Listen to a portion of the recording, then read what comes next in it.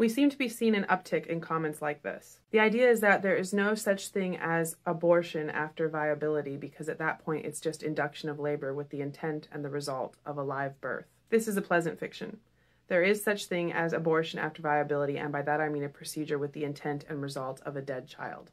And no, they are not all done because the woman's life is in danger or because the child had some sort of fatal fetal abnormality. You can read this study, which is open access and talks about post-viability abortions of healthy fetuses carried by healthy women, and the procedures are legal and they are intentional. You can also go here to see further evidence, but meanwhile we have a specific example to show you today. New Mexico is one of a handful of states that have no gestational limits on abortion, and this is a story of a woman who found out she was pregnant at 31 weeks, and so her local clinic referred her to a clinic in New Mexico for her abortion. Some people rightly point out that abortions this late in pregnancy cost upwards of $10,000, and so they argue that women aren't going to get abortions this late unless it's for some kind of medical emergency because it's just too expensive to be worth it. That's not actually true. There are abortion funds that will help pay for abortions this late in pregnancy, and this story talks about several of them. But the story is also extremely clear that this is not labor induction at 31 weeks with the result of a live birth and a child in the NICU. She talks about how the first day of a multi-day procedure involves fetal euthanization injection. We've talked before about how providers will ensure fetal demise before extraction, and one way they might do that is to inject basically poison into the fetal heart or amniotic fluid.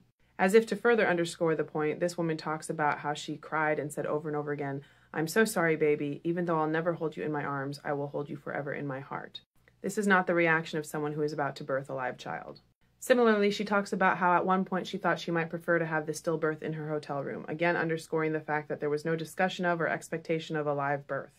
It's difficult to argue that this procedure is about bodily rights because the woman still has to go through labor and delivery all the same. It's just that in this case, she is delivering a dead child. The woman talks about how she was in so much pain she thought her body might literally explode, and she also talks about pushes because she was going through labor, and she talks about how she couldn't help but feel the size of the pregnancy she was passing, meaning the dead child. She laments that she didn't find out about her pregnancy sooner because then the abortion procedure would have been much more simple and much less traumatic.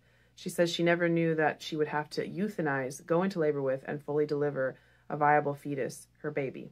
She also talks about how even the people in her life who were supportive of her getting an abortion don't want to hear about the details. This is not at all surprising. We have found that the pleasant fiction, that later abortions only exist for medical emergencies, is one of the most persistent pro-choice myths out there. And the corollary, that post-viability abortion is just live birth, is also a myth.